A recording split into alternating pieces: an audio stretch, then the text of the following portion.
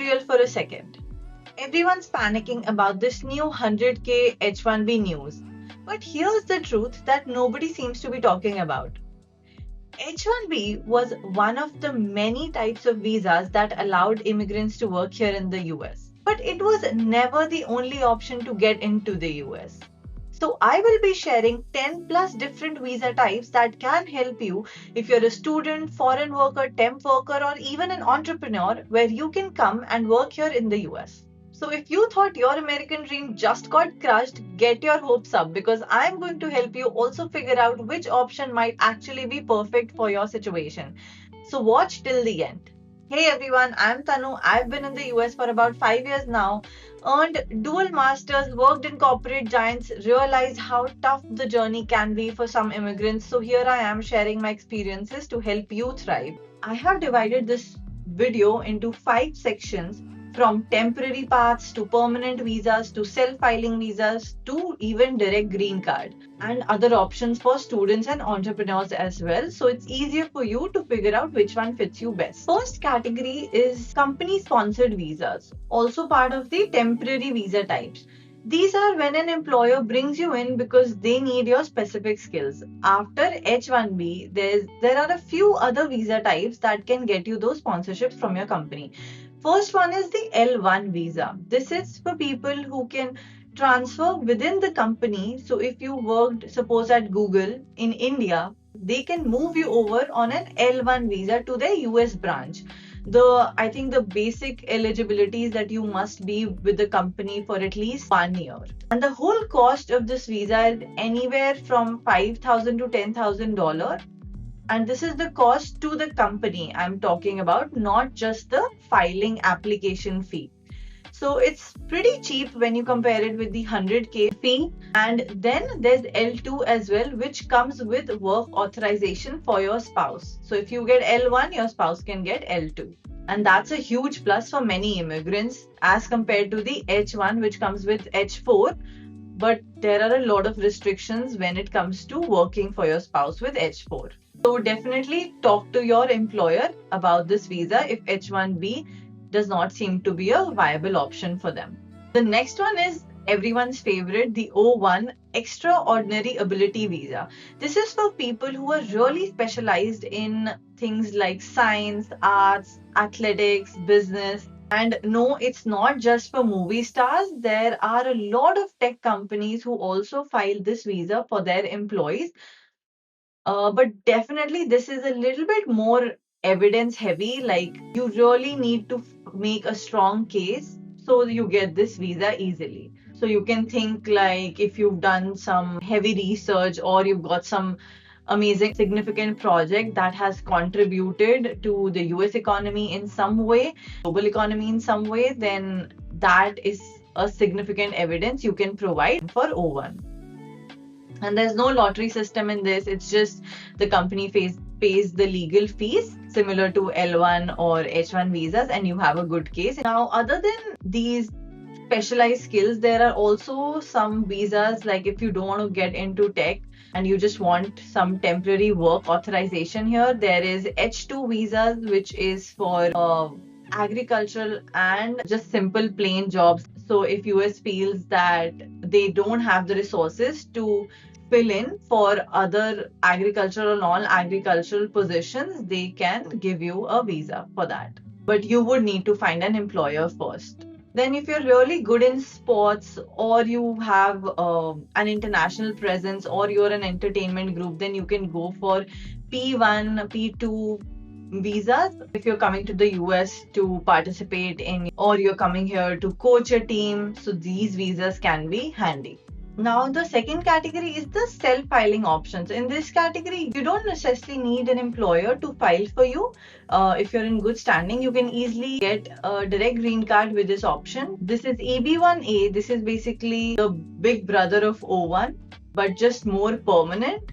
If you have those extraordinary abilities, you can directly apply for a green card. But of course, the bar is even higher. So this is really for people who are like at the very top of their fields and can show that national or international acclaim. Then the second category is the EB2 category. The national waiver Here, if you can prove that your work benefits US nationally, like in terms of AI research or healthcare innovation, then you can petition yourself. No employer is required, no lottery system, just pay the filing fee and you will get in the line of the green card.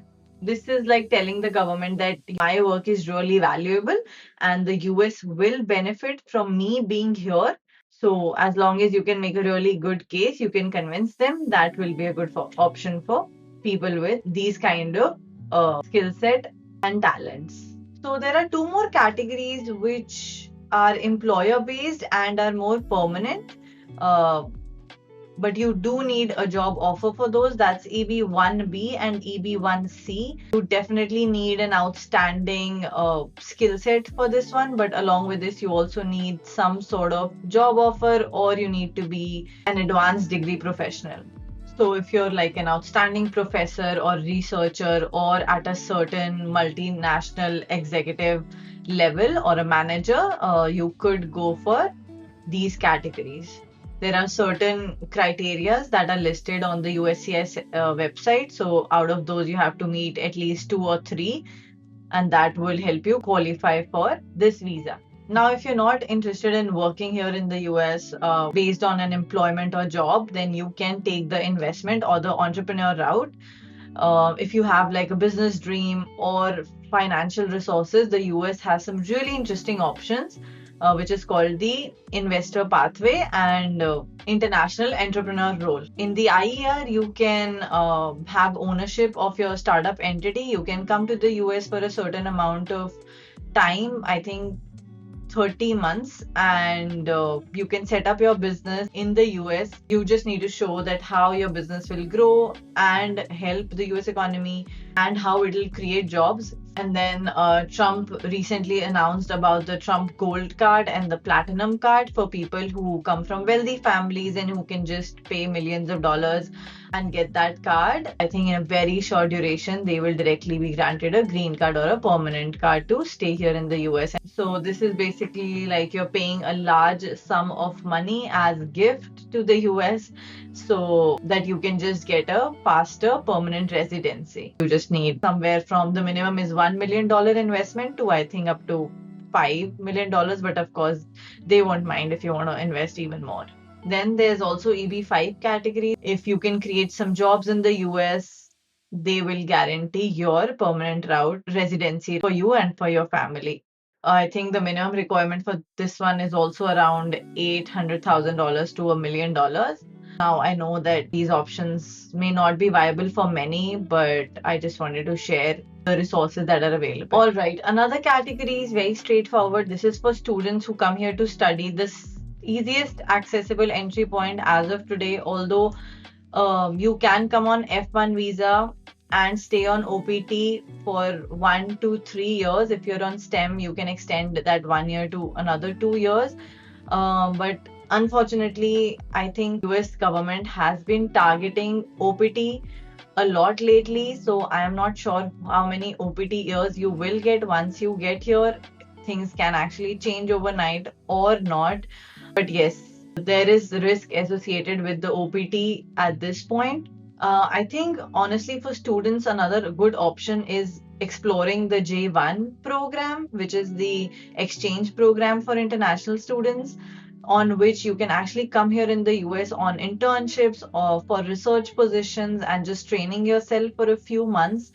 And that experience will actually really help you to build even a stronger profile for yourself. You can take that experience, work in your country for a few years, find a good job related to your skill set, and overall build a profile for O1, which can, it's a little bit time consuming, but this is, I think, a solid path as well to make a very strong application for you and get experience. You can also explore the EB1 category if you take this path.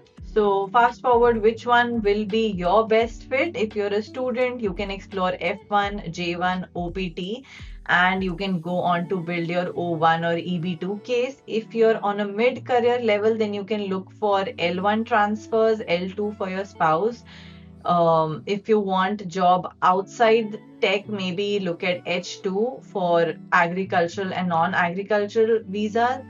If you are in the creative field, or if you are an researcher and you have unique abilities, then you can look at the EB1, EB2, EB3 categories. If you're really interested in being an entrepreneur, doing your business, or investing in the US, you can look at EB5 category or EB6. You can also look at tourist B2 visa, which is for just coming here and exploring a little bit on the business side of things. You can do business meetings on that visa, and if you are interested in creating a startup, you can come and set up the operations for that on that visa. So, tomorrow in my next video, I will also talk about the global opportunities that are available to immigrants outside the US, like Canada, Singapore, China, and how they are all competing for the exact same talent that America has made it so hard to attract. So, subscribe for that and stay tuned for that. And I would say just don't worry, there are multiple doors still wide open, whether in the US or outside the US.